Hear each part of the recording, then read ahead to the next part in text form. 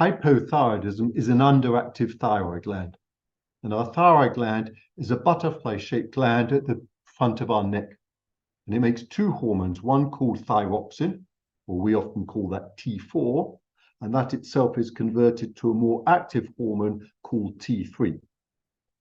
If your body, your thyroid gland, stops making thyroid hormone, then the levels fall. And the thyroid hormone works a little bit like the old-fashioned choke on a car engine. So having an underactive thyroid is like trying to start your car on a winter morning without a choke. And everything becomes very slow and sluggish. And that results in you feeling increasingly lethargic, just generally tired. You get brain fog. Patients complain of dry skin, feeling the cold. They put on weight more easily. The number one cause of it, by a long way, is the body making antibodies which attack the thyroid gland. And this is commonly called Hashimoto's disease or autoimmune hypothyroidism. Much rarer causes are if you clearly had surgery to the thyroid gland and had most of it removed, or very rarely is diseases of the pituitary gland, the master gland, which is located under the brain and which sends signals from here to the thyroid gland telling it to work. So disease of the pituitary gland will stop those signals from being transmitted.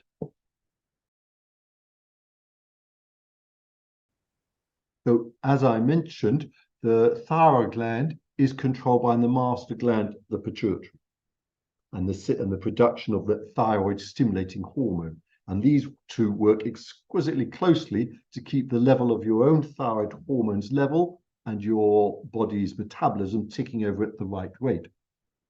If your body is making antibodies which attack the thyroid gland, then the level of this, the TSH, will increase because it's your body's attempt to try and whip your thyroid gland to work harder. And so therefore, to diagnose thyroid disease of any type, you really need to measure both the hormones produced by the thyroid gland, which is the thyroxine or T4, and the T3 level, and couple that together with the level of the TSH hormone. And then at diagnosis, it's also very useful to also measure the level of the anti-thyroid antibodies. And if you have all that information, then you can make a consistent plan and diagnosis of what might be affecting the thyroid gland.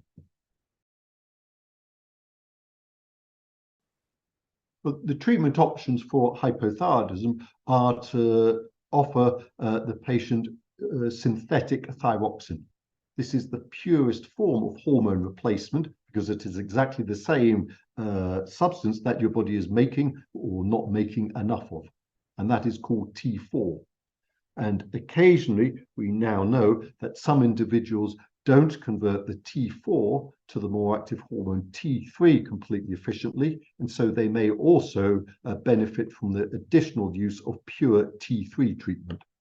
And these two hormones will mimic exactly what the body isn't making.